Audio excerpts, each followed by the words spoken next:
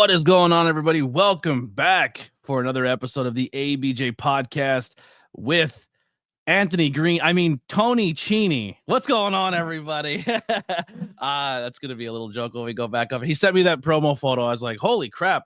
You look just like Anthony Green in this photo, but we'll get into that. Thank you guys so much for tuning in again for another amazing episode here of the ABJ Podcast, interviewing someone that's long overdue. We've been chatting for quite some time on the independent scene, seeing each other at shows. I very much like this gentleman. There's a trend. I know I say that a lot with my guests, but I try to be very particular about who I have on this platform because I'm very protective of who I give conversations to. It happens sometimes where I let people on because I'm looking for a guest for a day and just want to make some content. But for the most part, I'm very, very, very particular about who comes on these airwaves.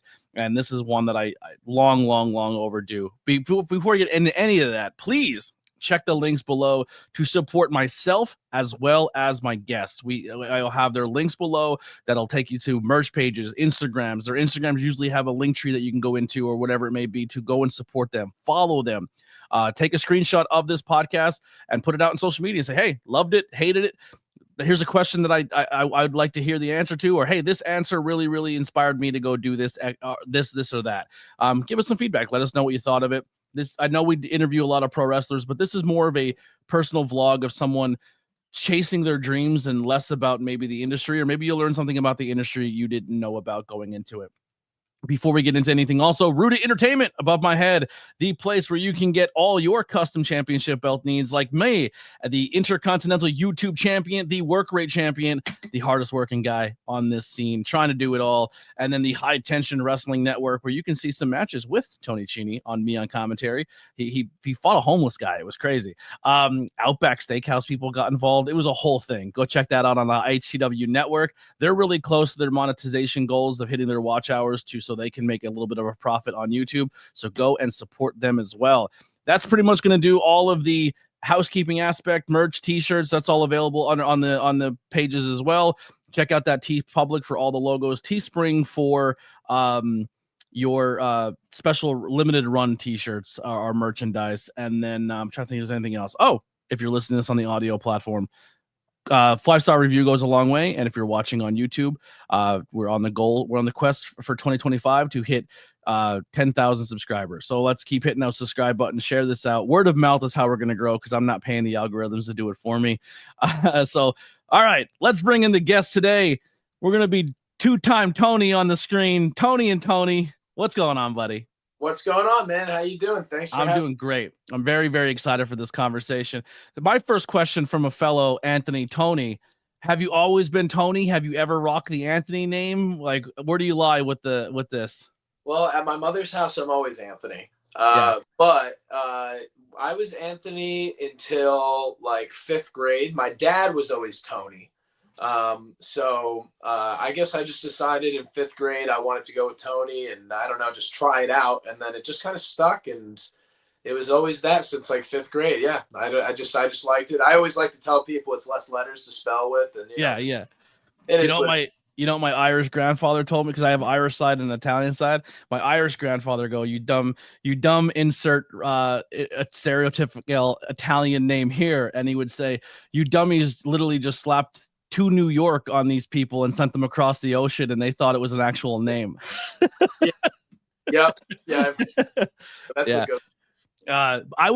Growing up, I was called Anthony all through school, and I would raise my hand. I'm like, excuse me, insert teacher. That's my fake name. I don't like that name. I don't use it. And then as I got older, it was like I went by my blast name a lot, and then Tony was here and there. But then if on social media, I would put Anthony. So if people are like, hey, Anthony, I'm like, okay, I like we're not at that level yet. But if you're saying Tony or Blackwell or ABJ, there's different ways of people responding to me based on where they've seen my name, if that makes sense. Yeah. I love it. I get it the same way. I mean, like, there's certain people, it's funny, like with Facebook, like there's people that like you basically only know them through Facebook. Yeah. And on Facebook, my name is Anthony. Yeah. So I'll know who kind of like I've never met before for real, like, because totally Anthony, great to meet you. You know what I mean? It's like no. It's Tony. Yeah. Some people be like, to go up to my partner or my ex or a really close friend, like, yo, how do you know Anthony? And they're like, who the fuck's Anthony? Like, I don't know what Anthony is. Like, who's that guy? Yeah, awesome. That's a cool thing. I never really had that conversation with another fellow Tony before. So let's get into it. Tell people who you are and what do you do? Well, I'm Tony CHINI. I like to think that I'm a professional wrestler. I loved wrestling since I was 7 years old. So that's 2004. I started literally watching in January of 2004. I could remember the first episode of SmackDown was the main event was John Cena versus Rhino. John Cena, if he won, got to wash Paul Heyman's mouth out with soap. And it was just such a fun episode, and just it got me hooked onto like, what is this? Like, what am I watching? And then later that year, WrestleMania 20, watching the main event of that match and seeing Shawn Michaels doing the moonsault to the outside. That was the first time I'd ever seen anything like that. Nowadays we see moonsaults to the outside like every other match. Yeah. But like at that time, that was the first time I'd ever seen anything like that. And it was the most incredible thing I'd ever seen. And I remember that was the moment where I was like, I have to be a professional wrestler. And ever since then, I just loved it, and eventually found my way into the business. And here I am, man.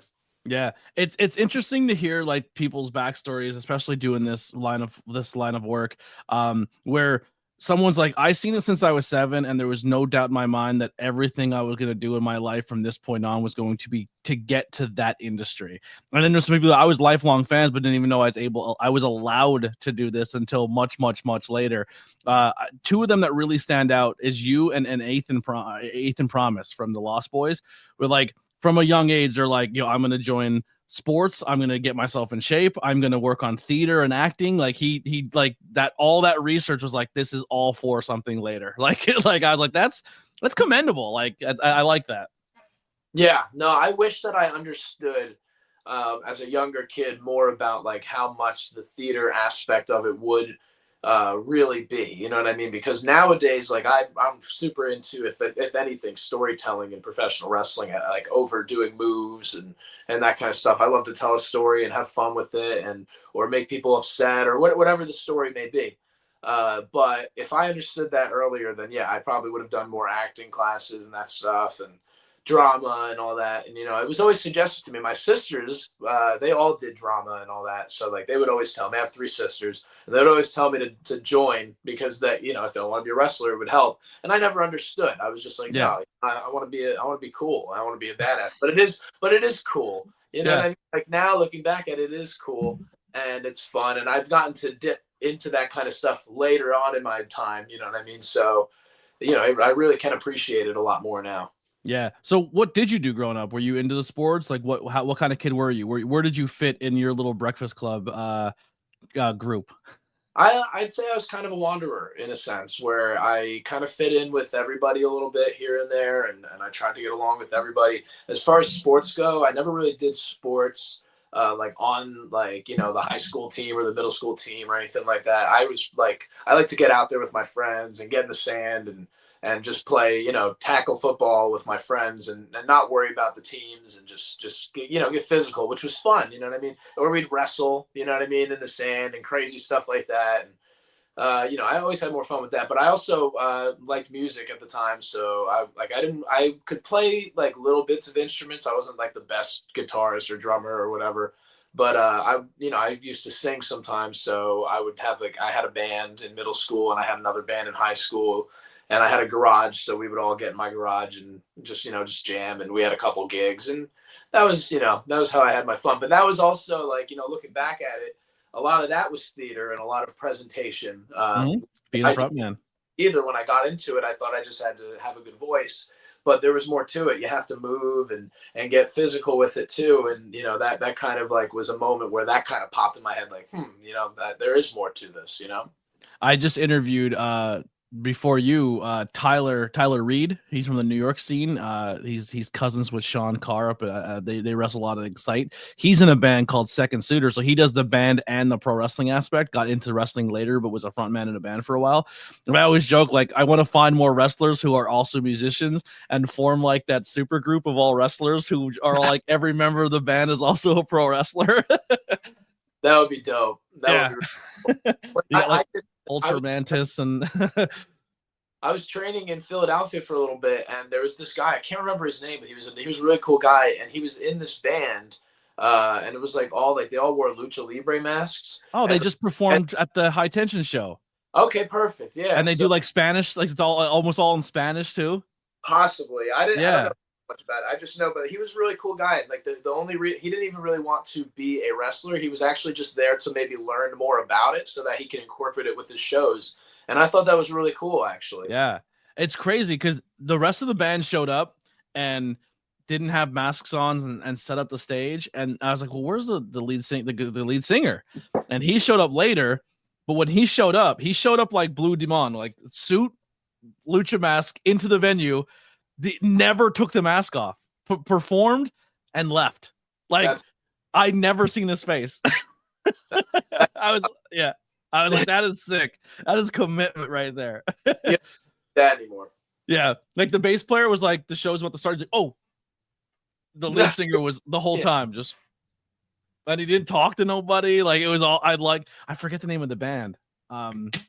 I'll have to look it up, but they performed at one of the first High Tension no ring shows. They did the pit shows, and that band was like the third or fourth band on the card. So it was like they played and then a wrestling match. So it was really, really cool. That's funny. Yeah. Are they from the Philly area? I think so. Yeah.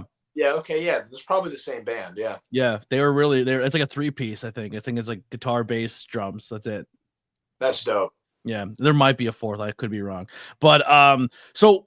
You know, obviously you said what type of kid and stuff we were growing up, but when did you decide to pursue being a pro wrestler, and how did you get started in that process? So, that process was not easy because, I mean, kind of like you were saying before, like the first few years of my life, like I didn't even know it was possible to do it. Like I kind of, in my mind, like I kind of thought as a kid that like there were special people that were kind of like picked out and chosen to be professional wrestlers on TV, and those were the only people that got to do it. You kind of almost had to be scouted by another wrestler. That was like what was in my mind. I didn't know about wrestling school. I didn't know about any of that. So later on, I started, obviously learning about wrestling schools and all that kind of stuff. I called the wrestling school when I was like 17. Got to talk to Tommy Cairo on the phone, and then 10 years later, he's the one helping me in the gym now. But that was the first time I ever really talked about it with anybody. I ended up not going at the time because my mom wouldn't sign off on it, which is understandable. She was nervous. Yeah. But when I had the chance, I actually was doing a karaoke at a bar, and the person in front of me doing karaoke was 911, Big Al. Okay. So he stands out. Yeah. Oh, yeah. So first I'm looking at him and I'm like, who is this guy? I'm like, I definitely, this guy looks like a wrestler. I just can't put my finger on it. He comes up to me after he's done singing his song, and I was wearing a Stone Cold Steve Austin shirt, and he goes, real quick, what does 911 sing at a karaoke? Turn the Page by Bob Seger. I love it. Perfectly too. So, and that's one of his go-to songs. I've done karaoke with him plenty of times since. That's one of his go-tos. But anyway, so he comes up to me. I'm wearing the Stone Cold Steve Austin shirt. And he goes, hey, I wrestled that guy. And then he just walks off to the bar, and they call me up to do my song. And now I'm terrified. I'm like, who is this guy? All of a sudden, I hear somebody at a table say 911 as I'm walking up to sing my song. I'm like, oh, my God, that's ECW 911. So after my song, I went over, talked to him for a while. And I have this DVD that's signed by like a whole bunch of ECW originals. And I wanted him to sign it. So I was like, if I come here, next week, would you mind signing the DVD? He said, sure. So I went a week later and he signed it for me. We talked, for a long time. And then I left. I thought maybe I might never see him again. I started doing karaoke at a different bar that was like close to that one. And ended up being like really close to his house. He was there every week. So I got to see him every week and hang out. And then eventually he opened a wrestling school and asked me about joining. And unfortunately, I didn't have a lot of money at the time. I was young, and, just like working at a restaurant that didn't have a lot of business, and it just wasn't great. But I told him, I was honest with him. I said, I'll help out with whatever I can and earn my training. And that's what I did. I just, I would show up and try to sweep the building or film stuff for them or take pictures or hang up flyers and make pamphlets, whatever I could do to. So you bartered. You're like, hey, I can't afford school, but I'll come and clean the place, whatever you need. Yeah, exactly. That's ambition right there. That's Yeah. great. Because it was almost like what I was talking about earlier when I was a kid, and I thought that you had to be like handpicked and hand scouted by a wrestler. And here's 911 asking me to join a school, Yeah. and it was like it really happened. You know what I mean? Like, so that was that was like the moment where I was like, and in between that time, the reason why I said it wasn't easy was because I was told a lot by a lot of people that it's not going to happen. Mhm. And sometimes you let that get to you when people tell you that you can't do it or you're not going to be able to do it. You're not set out for that. You're not the right type of body, blah, blah, blah, whatever it is.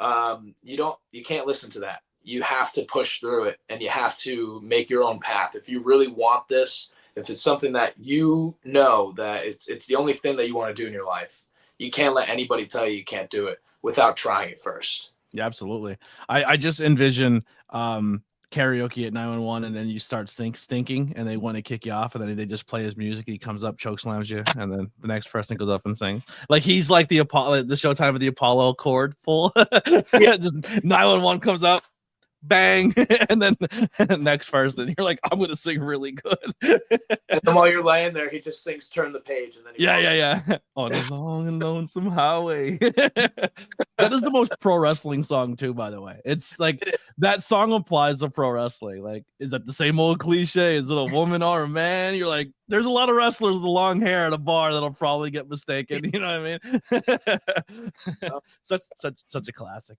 Yeah, I love him. Yeah. I want. Does this kid sing? Is this kid a big karaoke guy too? He's not a big karaoke guy, but I've seen him do it. And he's, one time we went to a bar in Philly. I don't remember where, but we went to this bar in Philly and they were doing karaoke. And Big Vin did Hulk Hogan's theme song, and everybody loved it. It was so funny. Everybody was laughing and singing along. It was great. Oh, that's so awesome. 911's a karaoke legend. That's so I love that so much. How were the beginning stages finding your place? You said you're going in your place, you're sweeping up, you're doing everything you have to do. Did you ever overcompensate because this is probably what I would do is I would probably get not as much training because I would feel like I didn't I didn't do enough work to actually feel like I always feel like I have to do more to earn something, if that makes sense. Like, how did you navigate those early stages? I mean, I was there like most days out of the week, just doing whatever I had to do. And I mean, any chance that I got to be in the ring, I ate at it. You know what I mean? So it was really just being there for hours and just like, just finding that balance. Okay, well, maybe this needs to be cleaned up first before we start. You know what I mean? And at least knowing, okay, I did something. Now let's get something done in the ring. And then the next day, it's kind of the same process. You go in, you do something, you clean this, you clean the bathroom, you clean the gym, because it was like half gym, half wrestling school. So, like you just make sure that your area is clean and you make sure that you're working in a good, safe environment. I don't want to go in there and train thinking, oh, this place looks like, like a dungeon or something like that. Yeah. Plus, unfortunately, it didn't get a lot of students. That's why it wasn't open for a long time. But for the other students that were there, personally, now it's like, I feel like I have like a certain obligation. Like, I don't want these people coming in and thinking it's dirty if I'm the one cleaning it. Yeah. I don't want to be the one to deter clients from coming into the business. You know what I mean? So just make sure your area is clean, and any chance you get in the ring. Yeah. Well, those also in the beginning stages too, like how was it like adjusting your body to taking the bumps and preparing yourself during those training sessions?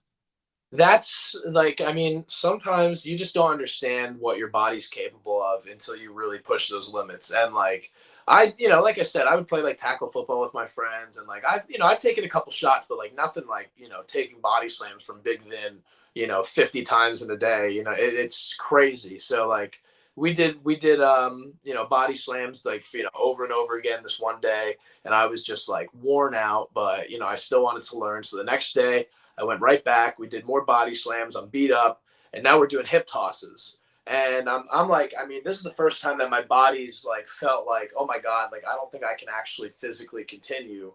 And he's trying to give me a hip toss, and I'm just like collapsing. You know what I mean? He brought me up and he chopped me in the chest, and like something about it, my endorphins just started going off, and I ran off the ropes, took the highest hip toss of the night. Like everything, like my body was just like shook. And like I realized I was like, like I can push myself past what my mind is telling me. Like I might be telling myself like, oh, I'm done. But like, no, I can keep going. Like, you know what You I got mean? that one more rep in you. Yeah, Yeah. absolutely. That's when I learned about, like, I never knew about that one more rep until that day. Yeah. A chop from Big Vin will wake you up. A 911 will wake you up for that. You know what I mean? For sure. Yeah. What were some setbacks or adversities you've had to overcome at all in your career? I mean, a lot of just like I was saying before, a lot of people in the background saying, you can't do this, you shouldn't do this, it's not a good idea. When I first started doing it, like I expected to get, calls from my family and friends, like kind of like, oh, congratulations, you're actually doing what you've always wanted to do your whole life. But I was getting calls from my family saying, why are you doing this? This is, you're going to get hurt. You're going to this, you're going to that. It's not a good idea. This person's not happy about it. Well, it's, you know what I mean? Like that was the only reaction that I got. And that was definitely upsetting. You know what I mean? And It was like, from your close peers too. It's not just strangers saying don't do it. It's like yeah, people you would want to be supporting you. Yeah. yeah. And like, something that like maybe, obviously like some of the viewers might not know, my sister, I've, like I mentioned before, three sisters.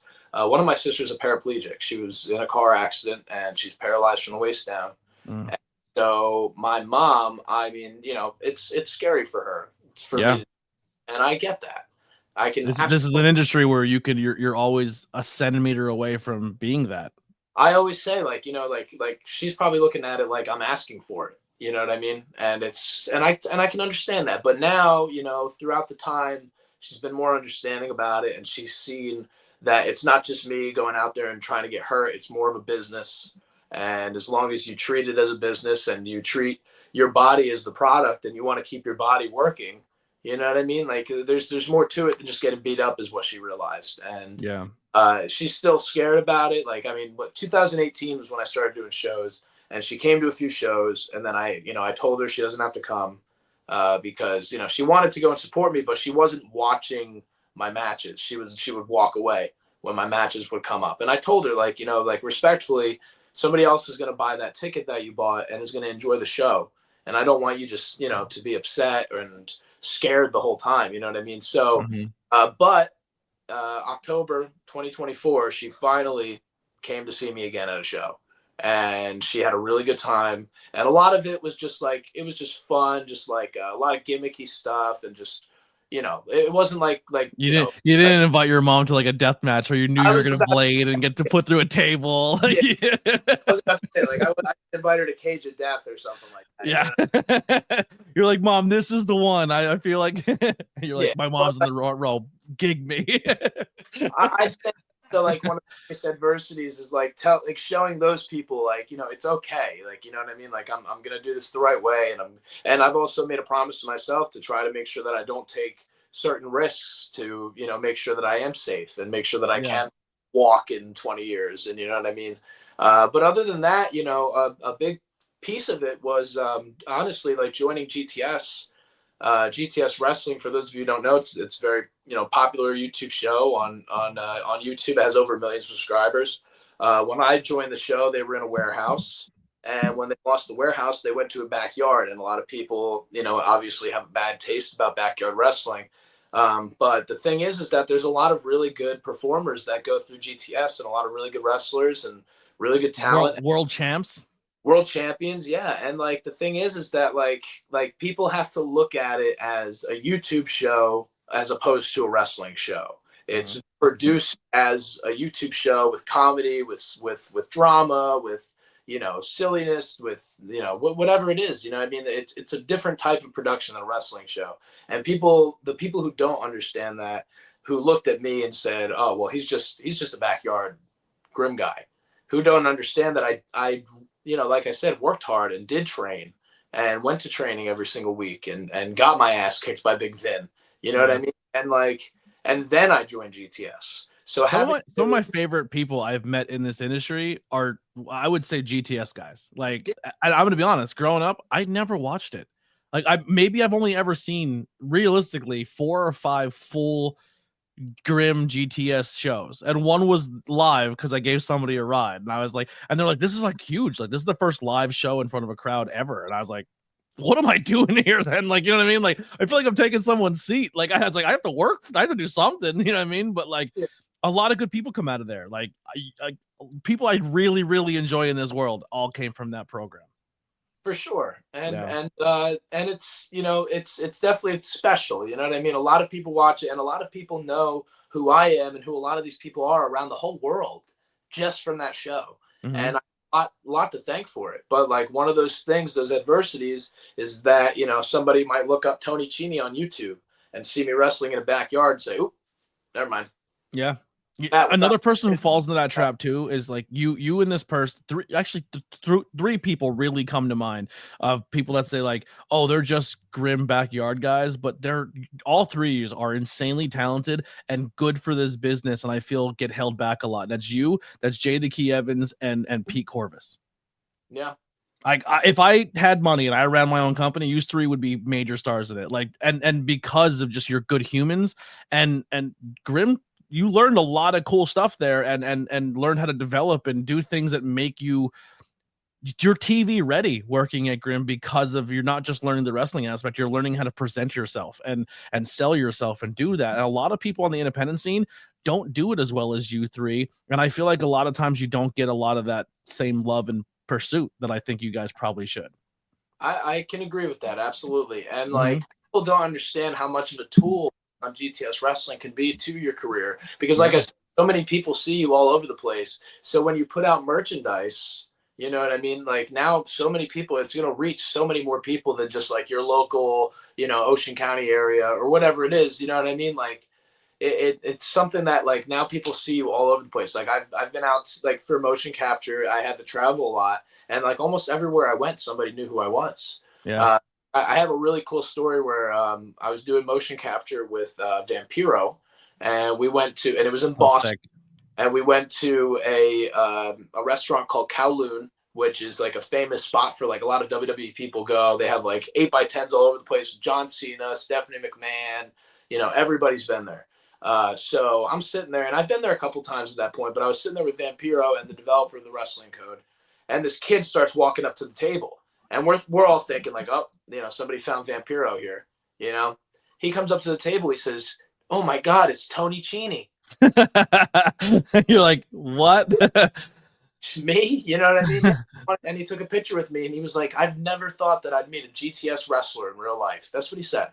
And Vampiro's sitting right next to you. And Vampiro's sitting right across from me. That's sick. That's sick. Yeah. And like that's, you know, like and obviously that's nothing against Vampiro. He's a legend. You know. Yeah, I mean? he's amazing. But like I'm just saying, that's the reach that GTS wrestling has, is that somebody, you know, a while from here knows who I am, and I'm sitting across from a legend. You know what I'm saying? Like, like really humbling and really cool, you know? So that's something that I have to thank GTS wrestling for. You can literally be someone who is a 30-year vet on the independent scene, who's wrestled in your 25-mile bubble of your house, who thinks you have done everything you possibly can. Maybe you got a TV appearance once or twice where you were a squash match in the 90s on Monday Night Raw, but you could be someone who wrestles one time on GTS, and that video is seen by more people than a 30-year vet ever got eyes on their entire career.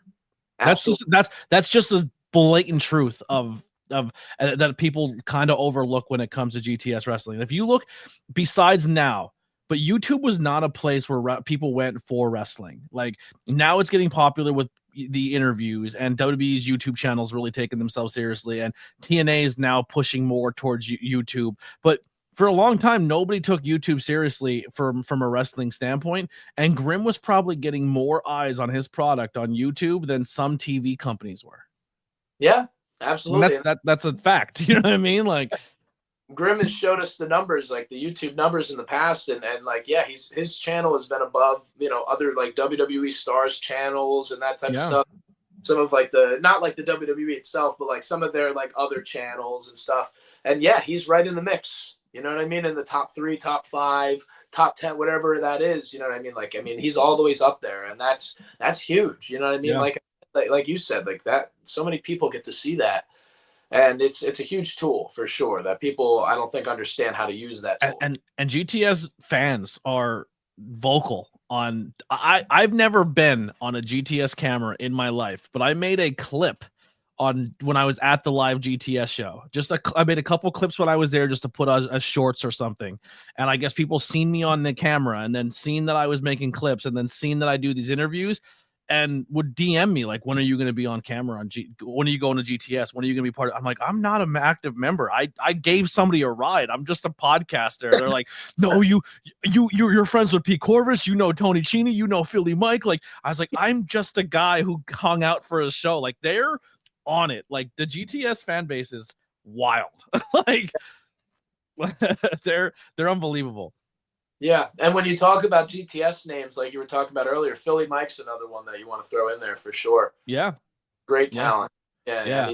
He's such a great personality and everything. You know what I mean? He's something. He's Philly Mike. You know what I mean? Like when you see him, he's undoubtedly Philly Mike. Yeah, and he hates me, but I respect him as a person in the industry.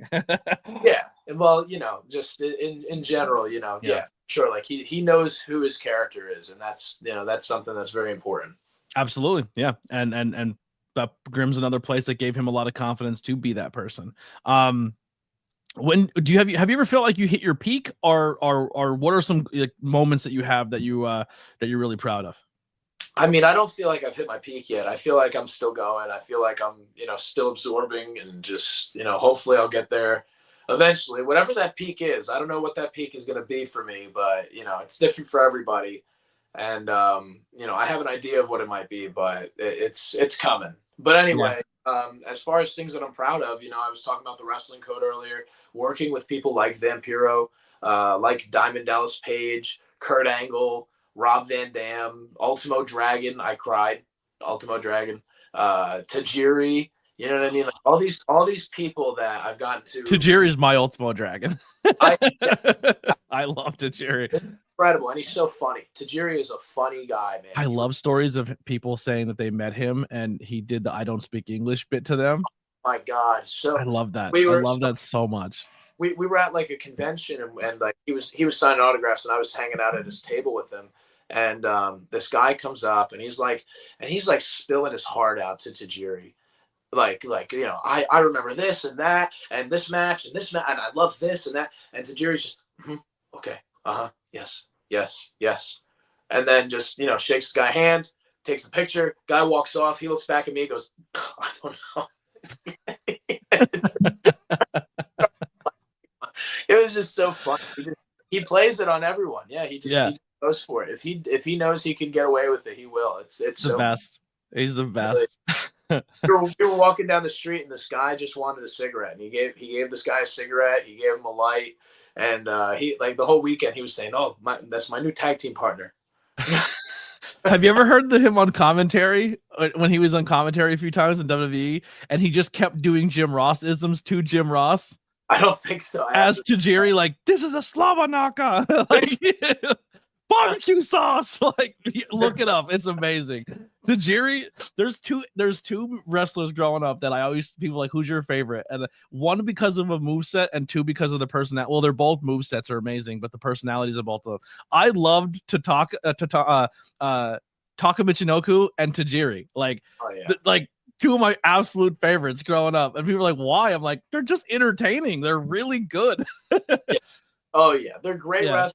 And like Tajiri, like as a kid, was somebody, like, everybody, the cruiserweight division, like, I didn't see, like, visibly as a kid a lot of those guys being the world champion, like next to somebody like Batista or Triple H. But I saw Tajiri as somebody that would have a chance. Like, to me, he always looked like that guy that, like, I think he could knock out Batista. Yeah, if he hits you with that buzzsaw kick, it doesn't matter if you're the Big Show or the Undertaker. He can put you out with it. And if he has the mist, forget about it. Like, he could always pull something out that made him, like, he could be a top guy. For sure. Yeah, I always had that feeling about him. And with Ultimo Dragon, I cried because when I played my first ever wrestling video game ever, I got SmackDown Here Comes the Pain for the PlayStation 2, and the first character I picked was Ultimo Dragon. He's in that game? Yes, he's in that game. And like, I did not know that. He had a short stint in the WWE, and it was around that time, so he made it in Here Comes the Pain. And what's it called? So he was like, and I'm just starting to learn about wrestling at this time. So I didn't know every single superstar. So looking at the roster, he just looked the coolest to me. He's this guy, this dragon mask. I'm like, this guy looks awesome. Yep. So I chose him, and I would choose him over and over again. Like, that's kind of how I learned how to play the game. So getting to work with him on a video game, a wrestling video game, years later, that was like such a full circle experience. Like, oh my, this is the first guy I chose ever in a wrestling video game. And here I am creating his moves with him for this wrestling video game.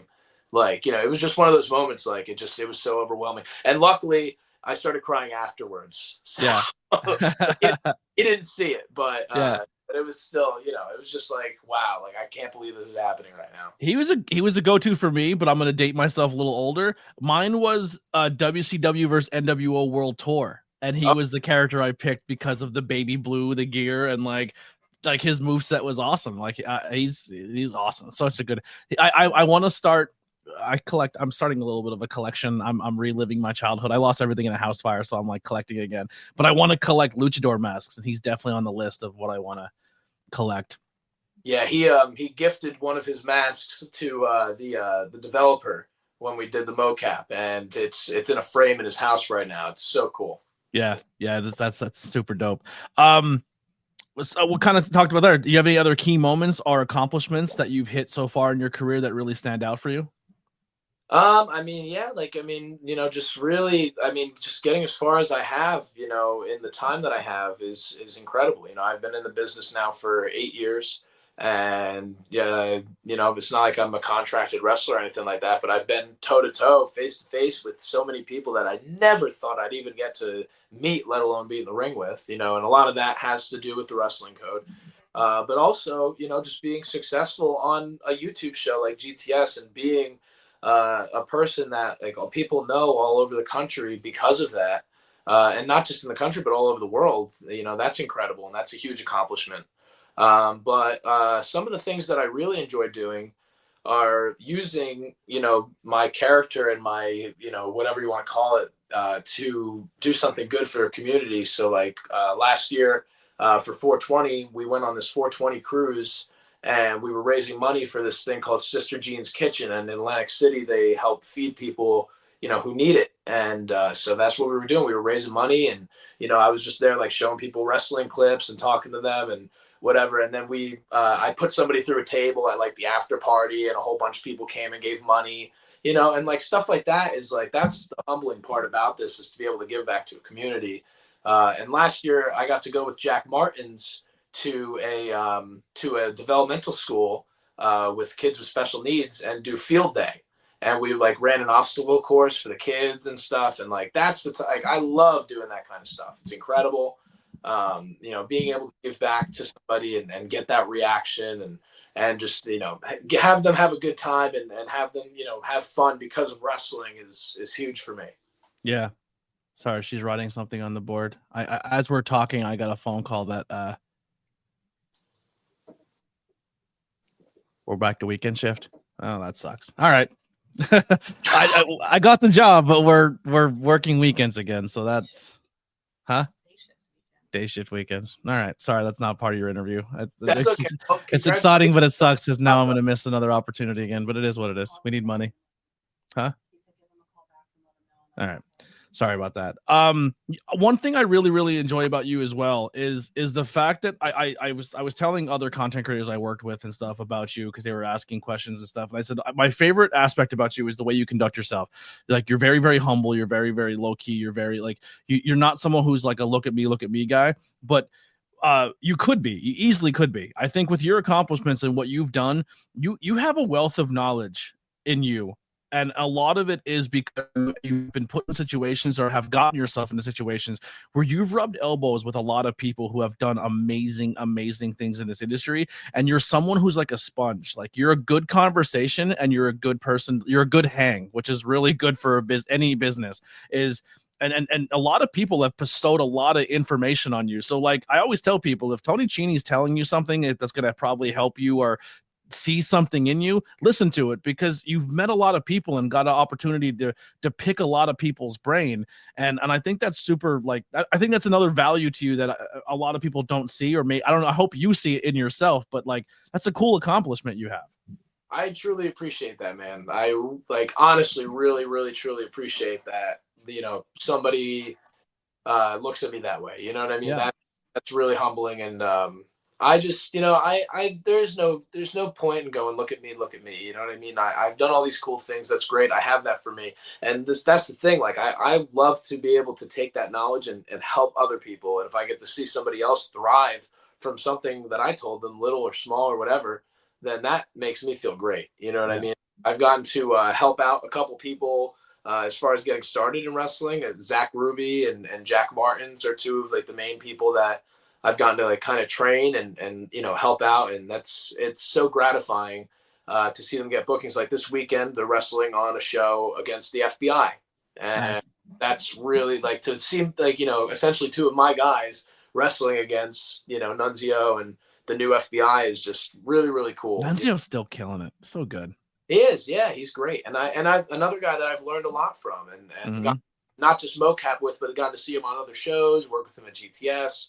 And he's always just a great guy. He's a wealth of knowledge. Yeah. And keeps himself in great shape. Yeah. A lot of these everyone gravitates to the top guys they see on TV and the people that they're really obsessed with and the people that they're super into. And then I turn around and tell people like, that's great. That's awesome. But like, there's people in this industry like your Nunzios and your Brooklyn Brawlers and these guys that like were never the top guys, but like they did more than just be wrestlers. Like they've done every aspect of the business. Like they're the people you really want to sit down with. You know what I mean? Like there's people like the guys at the top. I'm not saying they didn't do that either, but once you get to the top spot, you're essentially there's a lot of things you don't have to do anymore. And then you have to carry the company on your back, which is a whole nother wealth of knowledge you can pull from. But those guys who do the small things that keep a show going that you don't even realize they're doing, like Billy Kidman, people will be like, well, what did you look at the stat things of like, yeah, he has some championships here and there. He had some good runs, some good moments, but like he didn't have the longevity of insert person here. But like, no, Billy Kidman sat in Gorilla for years and ran TV shows and scouted and like, I love age. He's still doing. Yeah, like I believe too, he's one of the fastest graduates from the Samoan school still. Like I think that was like his thing. But like that's what I'm saying. Like these people, you meet people at cons and you're like, well, what did this guy do? Like, oh, this guy was the guy I didn't even pick in the video game growing up. And I'm like, no, that guy did 15 times more than most people did. You just don't know half of his accomplishments because they didn't happen on a TV camera. Yeah. Yeah. Sure. A lot of people very valuable to learn from for sure. Like even the Hurricane is back there. Yeah. He's back there doing stuff. Kenny Dykstra is back there doing production and stuff. I mean, everybody's going to him and just wealth of knowledge, man. I mean, it's incredible. There's so many people, that you wouldn't even think of that probably know the most. Gangrel.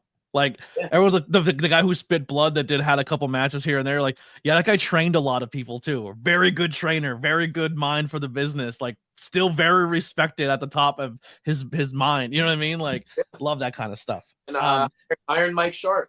Yeah, Iron Mike Sharp is another great one. That guy's trained a lot of cool people. Probably has the biggest library of wrestlers under his name. One of the biggest. Yeah. I think it was like him and Vern Gagne are like top two in my brain that like immediately stand out of like people that was produced under that person. Yeah. Yeah. Some influences or role models you have. So I'm going to start off by saying, my sister is definitely an influence and a role model of mine. She, like I said earlier, she's a paraplegic. But the thing is that she never let that stop her. She lives back and forth in LA and New Jersey. She does acting. She's been in several movies. She's going to be in Freaky Friday 2 coming out. She has been somebody who has never let her disability stop her. And because of that, I gravitated towards somebody who I've actually gotten to work with now during the Wrestling Code, Zach Gowen, who is incredible. I mean, he has one leg and made it to the WWE, still wrestles, right now, currently one of the most sought after public speakers in the country, and is just an incredible person. I mean, always so positive and just so, just nice and giving. great, phenomenal wrestler. You know, to get to work with him, to get to see him work in person, like to be in the ring with him is like a whole nother animal. I mean, he is just incredible. And if like, I always thought to myself, like, you know, all these people telling me like, oh, you can't do that. Oh, blah, blah, blah, this, that. Just imagine if somebody tried to tell him that he can't do something. You know what I mean? That guy like who went out there and does moonsaults. He was doing, when we were doing the wrestling code, he was doing standing moonsaults. I don't even think he's done that on TV before, but yeah, he was doing literally just crazy moonsaults. Like I can't even do that. And you know what I mean? Like that is incredible, you know? So like seeing, you know, he's a very iconic moment in WWE too. Like only there for a short time, but people still talk about it to this day. Yeah. Like him and the Brock stuff, like incredible. Yeah. And like, you know, like seeing people like that who go out there, like that's what really gives me motivation to be like, if they can do it, I can definitely try. Yeah, absolutely. Some hobby, you know, we talked about music a little bit and stuff like that, but what are some hobbies and interests you have outside your industry? So you're not helping in the industry, you're not watching wrestling. Like wrestling takes up a lot of all of our time because we tape study or watch or try to follow the product as well as being part of the product. What do you do to unwind to collect yourself? Yeah, I mean, like I know it has to do with wrestling as well, but like wrestling video games, I also love. I like, you know, even before doing the wrestling code, I've always loved and collected wrestling video games. I also like a lot of other video games. You know, I'm not like a huge gamer. I've never been like too much of an online gamer. Like I'm just kind of like a, you know, pick up and play. You know, like old school games, that type of stuff. I just recently started like getting some games on my Wii and stuff, and like I just got Star Wars Force Unleashed. If you've ever played that, yeah. Great game. But yeah, other than that, I like to go to the flea market and look around and like find cool stuff. And I just recently found a Macho Man Slim Jim holder. Which one? It was the newer one, unfortunately. I want to find a vintage one, but I think there's three. There's three that are awesome. There's the red one where it says Macho on his hat. I think it says Macho on his hat, like the old school one. It's just red with just his bust. Then there's the second one, I think it's like him kind of posing, and the new one where he's like really posing and it's super 3D dimensional. Like someone robbed, we talked about it in our one episode, someone robbed a gas station around here. Like came in and robbed it, didn't take any money, didn't even take the Slim Jims, just took them, like they came in with a mask and took the Macho Man Slim Jim thing. Oh my God. Yeah. Hopefully that's not the one I bought. It might be. Who knows? They're all over eBay. You have to pay like $200 for them, but they're amazing. I want one so bad. I was able to get it. I think I paid $50 for it at the flea market. That's awesome. That's a steal. That's a steal. And then I found actually right behind me there is a vintage Diamond Dallas Page shirt with the tag still on it. Wow. What's the belt next to it? What's that? Is that a belt next to you? What, this over here? Yeah. That's a like a handheld, like a Tiger handheld, but it's really weird actually because it's like, I guess it's like an off-brand, and it has like this weird picture of Greg the Hammer Valentine like in like a headlock. And what does it say? Just WF? Yeah, and it's just like from some random indie show. So that's funny. That's awesome. What is wrestling video game wise? I have a pretty decent collection myself. I have all the SmackDowns. They're from SmackDown 2, all through the SmackDown versus Raws. The Here Comes the Pain, Just Bring It. There's certain games I won't collect. Like if it wasn't made before SmackDown by THQ, I won't buy it. Like I'm not buying the Nitros. I'm not buying the Raws Wars. Like they were garbage. I hated those games. They were the worst. I'm more of a THQ Nordic guy. Like my WCW NWOs, WrestleMania, No Mercies. But I have the two game. There's either 2 or 3 I have, but they're the same company versions of those games, like No Mercy, WCW, but they're the Japanese versions. Yeah, Virtual Pro. The virtual, I think there's 3 or 4 of them. I have them all. I literally took it as my N64, took it apart, cut the notches off so they fit in so I could play it, but I have no idea what I'm doing with it because it's all in Japanese. I would love to find an emulator where you could play it, but you can see what's on the screen. I actually have that on my laptop. Do you really? We need to link up. You need to help me figure that out. I can help you with that for sure. There's also some people that like put them on cartridges that you can play on your N64, like the American modded English versions. Really? Yeah, yeah. I will buy that in a heartbeat. I need that. I'll send you some links for I sure. heard the creation stuff in that game is unbelievable. Like, there's a lot of really cool features in that like people are like, why weren't these in the American? But I can't navigate it because I have no idea what I'm looking at.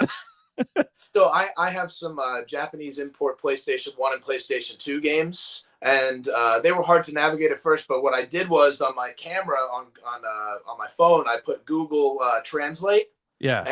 And you can like show it to the screen, and it will show you what the options are and what it's saying. So it's a little time consuming, but if you like for each screen, if you put the camera on there and show it, then it will show you what it says. Yeah. What are your let's just go with like a Mount Rushmore. I'll give you a Mount Rushmore of your favorite wrestling video games. Well, definitely SmackDown Here Comes the Pain is number one for me, just for the nostalgia. So many hours in that. A lot of people also say that it's their number one. It's sometimes number two behind No Mercy. Yep. No Mercy is not one that I grew up playing. It's one that I started playing a few years ago. But it is a really good game. There's people who mod that too and put the active rosters on. Like, I've seen someone who takes No Mercy and put all of Lucha Underground in it and stuff. I'm like, I need to learn how to download and play that because that'd be sick. There's crazy stuff out there. I just started dabbling in the world of downloading stuff like that, and there's some. I have I found this one. It was like SmackDown 2 Know Your Role, but it was all reskinned to be ECW, and it's like insane. See, Here Comes the Pain was the first game that we went out and bought because I was friends with this family, and there was like 9 of them. There's a big family, and they all were gamers, and so they were the first family I met that had the port where you plug in that you could put you could play with all 8 people at one time.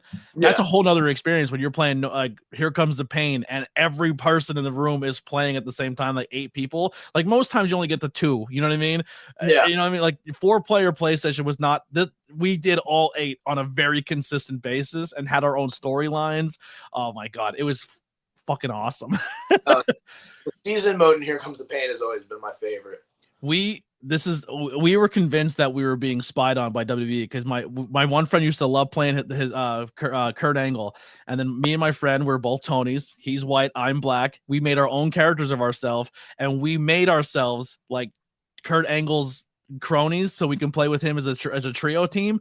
And then we made our characters head shaved because he got his head shaved, so we shaved ours, and we had our own team Angle, and we looked like Shelton Benjamin and Charlie Haas. And then like 3 weeks later they became a thing on TV. We're like, they stole it. We were team Angle first. We had it in the video game. That's awesome. Yeah. You're following the cause where you went online and got like the full like go to 67 degrees here, 20 here, and that's how you make this character, and you would be there for 4 hours doing the moves and how to make it look perfect. Like, now you just go and just download it online, download the Creation Center.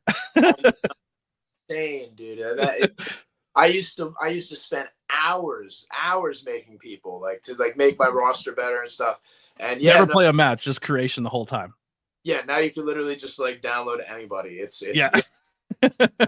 I love it. The old school one. So Here Comes the Pain, your one. Yeah, Here Comes the Pain is definitely number one. I really like the Day of Reckoning games. I'm gonna if I can, I'm gonna put both of them in number 2. Yeah. Really the GameCube ones, right? Yeah. Those are hit detection. You could suplex them into a pin and break up the pin. Yeah, best. I really like King of Colosseum 2, which is a great game. It's a Japanese game for PlayStation 2. It's phenomenal. Like, the gameplay is just it's just very different. You know what I mean? Like, it's different than anything you'll play, like American made. And man, that number 4 spot's tough. I'm gonna go a little bit outside the box though and say Nacho Libre for the Nintendo DS. And it might not be considered a wrestling game. I consider it a wrestling game. You still play wrestling matches in it, but you also have a lot of fun because you get to play little missions from the movie. So you have to go and climb the mountain and get the eagle egg, and you have to slingshot the watermelons and nacho and stuff like that. So it's fun. It's a really cool game. I love that. I didn't know if I'd like it or not, and then I ended up I spent a whole plane ride playing it, and I beat the game, and I was like, this was awesome. I also was a huge fan of the WWE All-Star game where they were insanely fakely jacked and like they would just like it was so unrealistic. They tried to do it again with Battlegrounds, but it didn't have the same vibe. Like Battlegrounds was a lot of fun though. But All-Stars was so slept on. Yeah, All Stars is a phenomenal game. Yeah, that would be up there with them for sure. That's a great.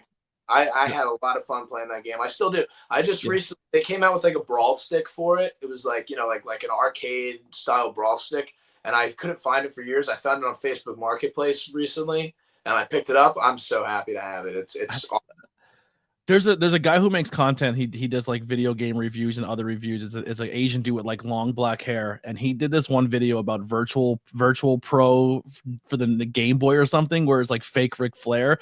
But he goes, "Did you ever hear the story of that game? Like the storyline?" No.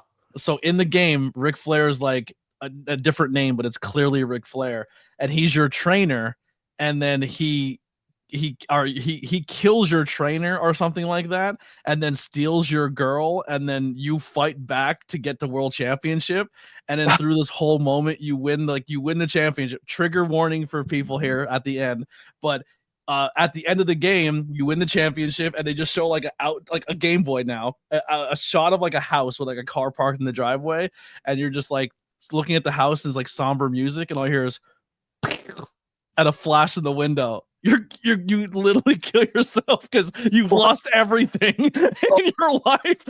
And the guy's like, what kind of wrestling video game is this? He's like, this whole game, Ric Flair is destroying your life. He's everything. And you finally win the world championship, get to the end of the game, and your guy offs himself. He's like, who made this game and who hurt you? You should look it up. It's the craziest video game story. It's almost as crazy as the old WWF Mortal Kombat game where they had like the stories of what happened after you win, and like Bam Bam Bigelow kills everyone in the audience, lights them on fire type deals. Yeah, like they don't show it, but they have like a thing you read of like what happens. Like Shawn Michaels was sexually assaulted to death by women who were ravaging him because he was the sexy boy. It's like, who wrote these? Like yeah, that's bad, crazy wrestling video game stuff.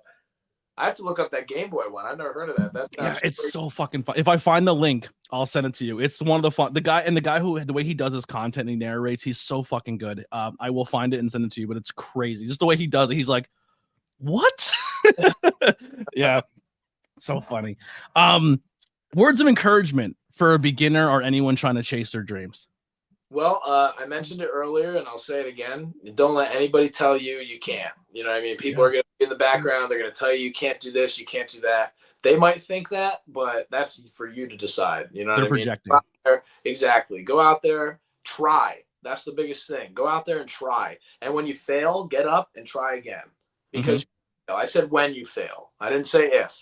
You're going to fail. There's going to be certain things that you're not going to get it at first. It's going to take a while. Like I go and I see kids training at schools for the first time, and they hit a back roll in like a couple seconds. It took me weeks to do a back roll, which is essentially a very easy thing to do. Now I could do it, with my eyes closed, whatever. But like it took me weeks to figure out how to do it. There's just certain times and certain people that it might take a little bit longer to learn things, whether it be in wrestling or anything in life, but just keep going.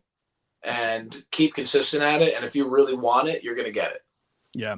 Every success story is someone standing on the mountain of all of their failures. And they're still not done adding failures underneath their feet. That's just the story of it. You have like no one just comes in and kills it at first. Like even the greats all failed. Michael Jordan did not make his high school basketball team. You know what I mean? Like it's the truth. So I love that. That's great. What are you grateful for? And are you currently happy? Yeah, I mean, I'm grateful for my, life, my health, my fiance. She's amazing, by the way. I love her to death. Shout out to Francesca, Katrina, however you know her. Just huge shout out. She's always been there for me. Doing wrestling is not easy.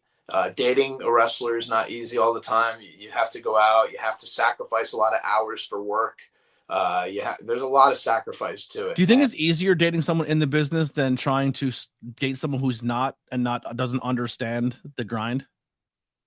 I think that it would be tough. I think that if God forbid if I had to date somebody who was not in the business and didn't understand the business, it would be very tough, and there would be a lot of.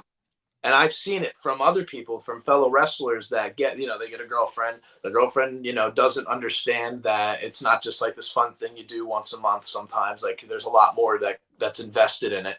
And sometimes it's hard to divide that time, and people will choose one way or the other. You know what I mean? So I think it is easier to have, somebody that's in the business for sure. But at the same time, it also makes its own issues to have somebody in the business. You know what I mean? You're always scared that something's going to happen, or, she got injured last year. She broke her ankle, and, like, as somebody, I got her into the business. So seeing that, for me, that makes me feel horrible. You know what I mean? Yeah. I don't want her to get hurt, but it's part of what we do. Unfortunately, that's what I didn't get her into, trampolining, you know what I'm saying? Like, I got her into wrestling. So yeah, you're going to get slammed sometimes and it's going to hurt. But just like she was there for me when I got hurt, it's the same thing. I'm just there for her when she gets hurt, and we're always there for each other. When I proposed to her, I said I want her to be my permanent tag team partner. I love that. That's what it is. We're really, like, legitimately tag team partners all the time. We got to get you guys a couple of belts made. I mean, not to like bring on the scene, just to have you guys have that's your wedding or your engagement, like, tag team championships instead of wedding rings. Yeah, I really do. I want to actually get replicas made of the old GTS tag team championships, because that'd be cool. That was the first one. This is my tag team belt. I had me and my podcast partner have. I'm a golden age guy, so I have the old IC Winged Eagles eventually coming, but I have the. Oh wow, that's really nice. With the tornado tag with us on the side plates. Hell yeah, dude. That's really cool. Yeah. Is that Rudy Entertainment? I was about to say that's from your sponsor here. Rudy. Yeah, and that the weight on those, I mean, you've seen the Intercontinental one at the High Tension show. Sometimes I walk in and that my belt's nicer than the promotions I'm at. For sure. Yeah. Where can people find and support you? Oh yeah, there was one part of that question I didn't answer. Yeah, please. Am Yeah. I happy? Yes. And something that I like to say to people is, everybody's gonna have their ups and downs. You know what I mean? Everybody's gonna have a day where, maybe they feel like they're just getting dragged in the mud, or, nothing can be right.